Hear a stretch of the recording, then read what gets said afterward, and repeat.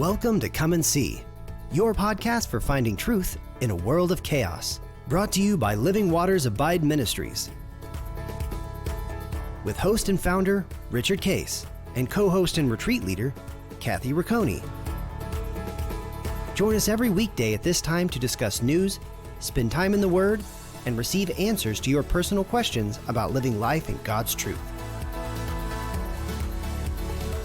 And now your host, Richard Case.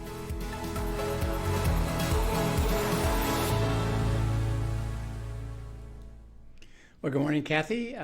Here we are in the first week of April. I think this will be now Wednesday, April 3rd. Good morning. We'll be airing this one, and fun stuff coming up. What does your spring look like for you coming up? Oh goodness, we're kind of shifting to getting ready for Anna to be home from school. She'll wrap up the first week in May, and then we will go great guns wedding stuff is the truth. But we do have some fun things on the horizon too. Just some good family gatherings and some fun things going on. Dan and I are planning a trip to Niagara Falls. That'll be more in May though. So but some good stuff going on. Yeah. What about you guys? Well, we've got some fun stuff coming up with the kids and grandkids. Aiden is graduating this year from high school and going to Baylor, so we'll have some fun doing that, and just getting them through, and graduation ceremonies and all that.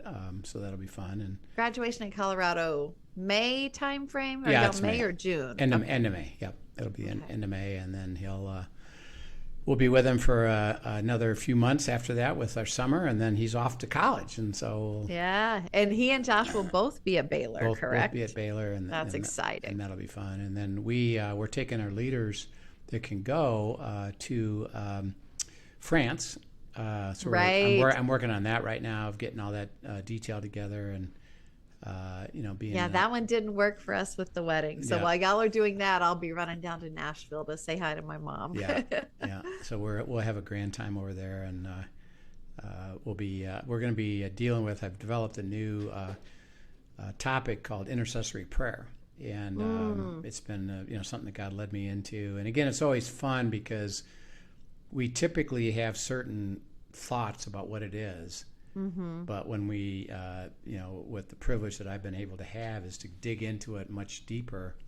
And then because I get to hear his voice, he can show me things and reveal things to me. And it's like, whoa, this is way different than I thought, Mm-hmm. And so it'll be fun. And maybe we'll have that, some of our podcasts sometime. But it's really a great topic. And particularly where our leaders are at, we are all living out what we're experiencing here. Is we're on the path, God's path. We're experiencing His very best, and He does ask us to give it away. And one of the ways to give it away is this thing called intercessory prayer, and the depth of that and how beautiful that is. And we're going to be called into it in a deeper way. So it'd be fun to do that, and so we get to do that, and of course we get to do it in a beautiful place in France. So. Right. So, are you sharing? Have you shared on the podcast where you guys are going to be for that one? No, I think not. I think we. This is funny. It's such a sweet treat. How right? God does it, but we watch the Downton Abbey movies. They're actually the movies are really quite good. And I loved the whole series. Yeah, not gonna lie, I loved number one, and then number two, and the second movie was where the grandma. By the way, Maggie Smith, she plays her. I do always appreciate, because I know a lot about production and scripts and things, and whoever wrote her lines was clever. And she had the best lines because she could play it, as a grandma, with the she was so good, right? And so she just had fantastic, funny lines. And but it's a story about her inheriting this villa in France, and they go to France and have a vacation and all this. And so we were watching it, and Linda just said, "I wonder where that is." Mm-hmm. And so I start doing some research and where is that villa? So I look it up, and I'm looking at it, and I'm getting some information about it, and then there's a website about it, and so I go on the website and then I email the website. Do you rent this out? And they come back and say yes. I thought, Isn't that crazy? I said, whoa, don't that be something? We could rent out that place that's on the movie. Wouldn't that be cool? And so I start working with them, and we get a group of us that say that, it's a little bit slightly pricey, but wasn't awful. But hey, if we had 5 or 6 couples go, could we all afford it if that's all it went, or we could help others go? And the answer was, yeah, we could do that. So we secured it, and then we started offering it to our leaders. Well, we have 12 couple leaders. Yeah, I was going to say you have a good group coming, right? So the price of it now has gone back to normal, for everybody, and so it's really terrific. And so we're going to be at that villa on the movie. And, so fun. We're having, and you're going to have a ball, right? We've already hired a band, and we're going to have a ball there. Fun. We're going to try to see if everybody can dress up like the Roaring Twenties. And I saw Linda's outfit already. She sent me a picture. Yeah, and so it'll be fun. So we have the one when we talk about fellowship, we have a wonderful group of leaders. And part of it is hearts to just do life with God themselves, that they have to be living it out, receiving it, abiding, and giving it away. But there's just a sweetness. Yeah, and it makes it so joyful when we're all together, right? Yeah, it's such a joy and we have such fun and laughter, and we share, and we get to share the great stories of supernatural, and we get to talk about stuff, that's coming up, and we just would encourage everybody to always at least have some small inner circle around you, and the condition is really simple. It's, are they encouraging you to walk with God? Are you encourage them to walk with God? Are they walking with God? Are you experiencing the supernatural? And then are you having great joy together? Right. And we do, and it's something special. It's just hard to describe it, but when God puts those people together, and we've noticed it, that it's all about the heart. If there's a pureness of that heart, just a humility before God, it plays out, right? And do we have differences? Sure, but it's just something special, and so we would encourage everybody to keep building their community and build those qualities. And God, I just have appreciated so much what He calls the body, and the community of people that we are intended to be. It brings a vitality of life that's just beyond us personally, and so we just would encourage everybody with that. Anyway, we're going to have a great time, and it'll be fun. So as we were talking about hearing God's voice, we talked last time about waiting, being guided, led into truth, be willing to walk with Him, and He'll deliver the covenant, and He'll deliver truth, and then He'll show us the way. And this is another great psalm that speaks a little bit to that, and a little bit about these desires of our heart. So let's go to Psalm 37, 1 through 8. Sure. Do not fret because of evildoers, nor be envious of the workers of iniquity, for they shall soon be cut down so like you the say. grass, and wither as the green herb. Trust in the Lord and do good. Dwell in the land and feed on His faithfulness. Delight yourself also in the Lord, and He shall give you the desires of your heart. Commit your way to the Lord. Trust also in Him, and He shall bring it to pass. He shall bring forth your righteousness as the light, and your justice as the noonday. Rest in the Lord and wait patiently for Him. Do not fret because of him who prospers in his way, because of the man who brings wicked schemes to pass. Yeah. And cease from anger and forsake wrath. Do not fret; it only causes harm. Yeah. So he says, don't compare yourself to others, and don't worry. How come they seem to be doing better or having more money than me, or more this or more that? He said, don't concern yourself with that. He says, rather, he says, trust in me. And the word is that you have confidence that he will deliver the life that he promises because of who he is, and he so loves being with us. Right. And he wants you to love being with him. He said, so I want you to trust that. And when you think about trust, if you think of, and you've had kids before, little kids when they're growing up, they do break trust. And they don't do it necessarily purposely. They just wind up doing stupid things. And they break your trust where you're concerned that because of what they just did, I'm not sure I could trust them to do the right thing next. They're going to have to learn something because they just demonstrated they can't. So in that scenario, what do you basically do to your children? You say, you have to earn my trust back, right? Well, why? Well, you be faithful, and you'll see that I'll deliver what I say I'm going to deliver to you. Right. Because it's been broken. In order for it to be reestablished, it has to be proven.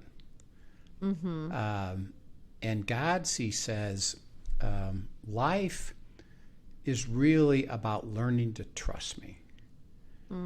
And it's not a false trust. It has to be proven that it's real. And then you can trust him. And he says it does start with a willingness to trust me, because I can't do it any other way. And the way he characterizes this is this. He says, I don't allow you to test me to prove to you what you think is the answer to your issue.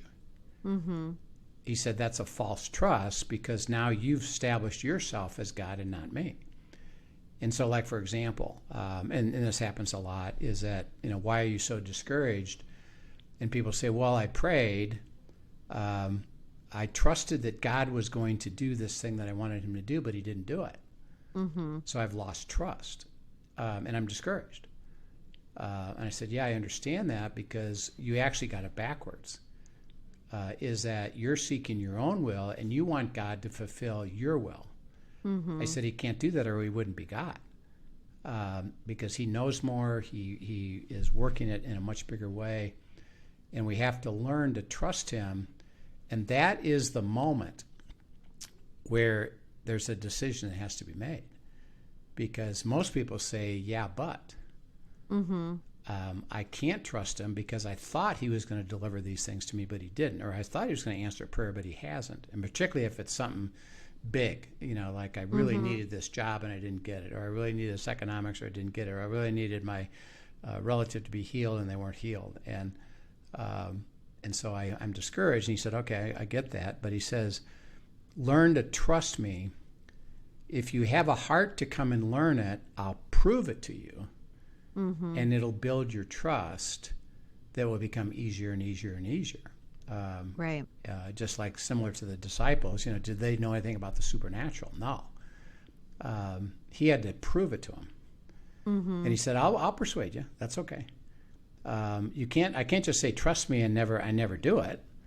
I say, trust me and I will do it. But you got to, but he said, you're going to have to walk with me. You're going to have to come with me and experience it. If you choose not to, which a lot of people didn't, they never learned to trust him, because they weren't willing to take that first step. So he says, all right, here's how you do it. He said, trust me. I'm going to lead you. I'm going to guide you. I'm going to speak to you. He says, dwell in the place that I have you and feed on the pasture. Okay, so he's given a picture of the sheep. Right. And the sheep is supposed to be with who? With the shepherd. The shepherd. He says, so just come with me and feed on where I have you. And that's why we start out with abiding, is learn that. We just did a retreat, and we taught people who are mature believers, but immature in abiding because they didn't understand it. So we had to teach them what that looked like, had them abide, had them experience abiding, and now they have to feed in the place that God put them. Feed in the Word, feed in the pasture, feed in the truth. And I said, if you do, and you do it faithfully for 30 days, by the end of that 30 days, you'll never stop. Because you'll start to learn that, and it's not a hypothetical. It's just like, well, you learn more stuff. It's just reality. It's that God will do things, and you'll hear His voice, and He'll guide you, and you'll start to recognize, wow, this is beautiful. He says, I'm going to build up your trust to the point where He says, if you delight in me, and you delight me, God speaking. Okay, now think about, He just defined what that means. He says, learn to trust me. I'll prove it to you. Stay with me for me to do it. One, feed in the places I have you. Be in the Word, stay in relationship. That delights me, and I'm going to have that delight you. And when we're delighted with each other, because you're with me, I'll give you the desires of your heart. And as I help people understand that is, the desires are where? In your soul. See, they're in your heart. They're yours. So you just, talked about, what you did with Dan and what you're planning on doing with Dan. Well, that's unique to you. Other people wouldn't find that interesting much. Right. But we do, because it's unique to you. So the desires are who God made you to be and what's inside of you and how you think of things and look for things. And He said, I want to deliver that to you and excite you for that and to show you how beautiful it is. And as you do, you'll get more excited and you'll trust me more and you'll feed with me more and let me fulfill it all the time. And I'm going to do things that only I can deliver. That nobody else can, when we were, and I've shared this, maybe you've shared a little bit about this, but when we had moved to our new retreat home, I was clearing out my office, and Linda and I had written 20 years before 100 desires of our heart, and somebody had said, hey, write them down, and we did, but we forgot about them. They were there for 20 years, literally forgot about them, and I pulled it out, and we looked at them, and it says, oh my gosh, 54 of those 100 have been delivered to us by God, and they were all spectacular stuff that we had just written down as just an exercise, but it was truly who we were, what we reflected. And, one of which was I wanted to have a private dinner in the White House, and by that time I'd have 3 of them. It's like, wow, that's spectacular. And we said we had written this down, it's funny. We'd want to be doing retreats at castles in Europe. And that was how our ministry started. That's how our ministry started, and that's what we did. And we still do it. And God says, "Here, I'm gonna deliver it." And then as I began to pursue that further with others, and I said, when He says, "I want to give you the desire of your heart," I said, "Keep going, in a sense, simpler and deeper." And so Linda and I, we have desires right now, but they're related to what we call the things of life that we're facing, and they're what we call it our clutter list or our unresolved issues list. And as God has taught us, He says, "Well, what's the desire of your heart?" And I've learned something: is it's not to tell God what I want Him to do, but rather the desire is that I would walk into His resolution. That's good. And I know it's going to be best and none better because He's already proven that to me. Right. So the desire is, hey, I got an issue. I got something that's a conflict. I got an adversity. I got a sticky thing. Linda, let's go. Our desire is for God to show us the way through that and to the answer. And so we're going to feed on His faithfulness. We're going to stay in His pasture. We're going to delight ourselves with Him. And He'll deliver the desire of our heart, which, interesting enough, the answer syncs up with who we are. which is, it's remarkable, how it works. So it's not just a answer. It's God's answer that's unique to us, that syncs up with who we are. Right. So, right. Because he made you and he knows these things too, right? Yeah. He placed these desires in you. And it excites us. So, as you think of, you said your daughter's coming home, just if you think about how simple that is, just in a way, okay, what's your desire in your heart for her coming home? Oh, can't wait to just spend time with her. To do what? To have joy, to play, spend time together, talk. Yeah, plan the wedding. It's to work on the wedding. It's to help her with her choices going forward. And my desire is actually that she would learn what it means to experience the covenant. And I would like to be available to help her do that, and for us to be able to enjoy a memory together, because this will be the last time she'll be there as your daughter, right? And so your desire is out of that, and God says, if you have a heart to receive it, I'll deliver that to you. And just walk with me and listen to me and follow me, and you'll experience the fulfillment. And by the way, he says, I know what you like, I know what she likes, I know what Dan likes. It'll all fit together, beyond even your ability to verbalize it. I'll be able to deliver it, because your heart's desire is that, well, we'd have a grand time together. Right. God says, and when our hearts are aligned with his, and we're seeking his heart too, he literally, I always say, he both gives us the desires of our heart and gives us the desires of our heart, right? Yeah. It's a beautiful thing. Yeah. Yeah. So, he said, trust me, learn to trust me, have a willingness to trust me, feed with me and learn it, stay with me and delight yourself in me. I will perform what I say. You can trust it. And by the way, I want to give you the desires of your heart at all levels. Some of these grand, long-term life things that are exciting for you, and the things that you're facing right now that I know you have desires about. He said, I don't need you to tell me what I should do for you, but have a heart to receive what I know I'm going to give you, if you have a heart to receive it, and it'll sync up with who you are. So it's right.